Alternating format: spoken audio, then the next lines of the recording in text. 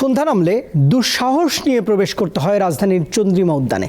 মাদক সেবন ও বেচাকেনা, ছিনতাই ও অশ্লীলতা সেখানে প্রতিদিনকার চিত্র। ঘন ঝোপ ও আলো না থাকায় অন্ধকার ঘুটঘুটে পরিবেশে চলে এসব অবৈধ কর্মকাণ্ড। কিছু আনসার সদস্য নিরাপত্তার দায়িত্বে থাকলেও তা খুবই অপর্যাপ্ত। ভোরের আলো ফুটতেই সবুজে ঘেরা চন্দ্রিমা উদ্যান মুখরিত হয়ে ওঠে নানা বয়সী মানুষের পদচারণায়। ঢাকার প্রাণকেন্দ্রে সবুজে ঘেরা এ উদ্যানে প্রাতঃভ্রমণে আসেন অসংখ্য নারী পুরুষ। সবুজ চারিদিক অনেক ভালো লাগতেছে, স্নিগ্ধ লাগতেছে। ঘুরতে আসছি অনেকদিন পরে, অনেক ভালো লাগতেছে ফ্যামিলি সবাইকে একসাথে পেয়ে।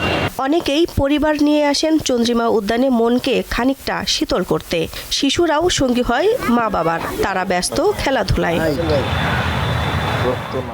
দর্শনার্থীরা বলছেন ঢাকায় বিনোদনের জায়গা তেমন নেই।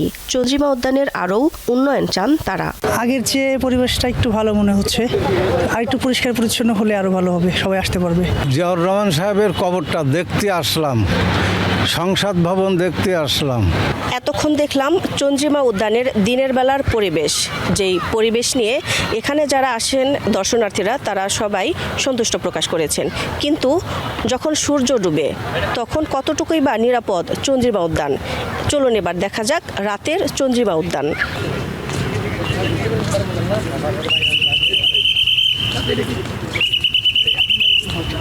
মুদ্রার ঠিক উল্টো পিঠ যেন রাতের চিত্র। বেশিরভাগ স্থানে নেই ল্যাম্পপোস্ট, থাকলেও কোনো এক অজানা কারণে সেখানে আলো জ্বলে না। বড় বড় ঝোপের আড়ালে চলে অসামাজিক কার্যক্রম। কেউ কেউ প্রকাশ্যে করতেও লজ্জাবোধ করেন না। মাদক গ্রহণ এখানকার নিয়মিত আরেক চিত্র।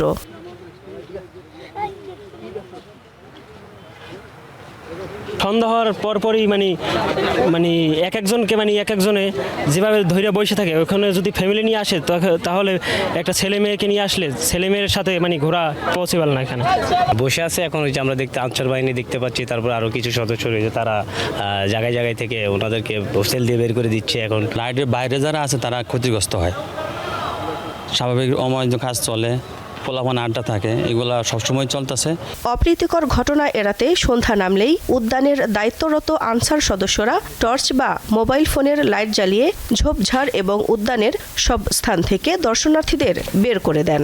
আসলে এখানে অপ্রীতিকর ঘটনার সম্মুখীন হওয়ার আগে আমরা একটু বাঁশি দিয়ে সতর্ক করে দিই, যাতে মানুষ সতর্ক হয়ে আমাদের ওইখানে ঘটনাস্থলে পৌঁছার আগে তারা স্থান ত্যাগ করতে পারে আর কি। তাছাড়া আমরা সরাসরি কাউকে আক্রমণ অথবা কাউরে আমরা আটক অথবা হ্যারাসমেন্ট করার চেষ্টা করি না।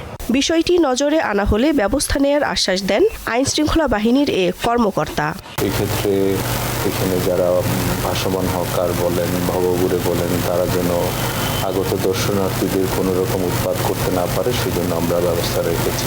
শুধু পরিবেশই নয়, চন্দ্রিমা উদ্যানের নাম নিয়েও চলেছে খেলা। 1996 সালে আওয়ামী লীগ ক্ষমতায় এসে জিয়া উদ্যানের নাম পরিবর্তন করে চন্দ্রিমা উদ্যান রাখে। পরে বিএনপি ক্ষমতায় এলে আবার হয় জিয়া উদ্যান। শেখ হাসিনার সবশেষ আমলে আবার নাম পরিবর্তন হয়। যারা মনের সুখে একসময় চিন্তা করেছে বিভোর হয়ে যে নাম মুছে দিলেই বোধহয় জিয়াকে মুছে দেওয়া যাবে, তারা সেটাই ব্যর্থ হয়েছে। এটার সৌন্দর্য বজায় রাখা এবং নিরাপত্তার ব্যবস্থা করাটা গণপূর্ত মন্ত্রণালয়ের দায়িত্বে।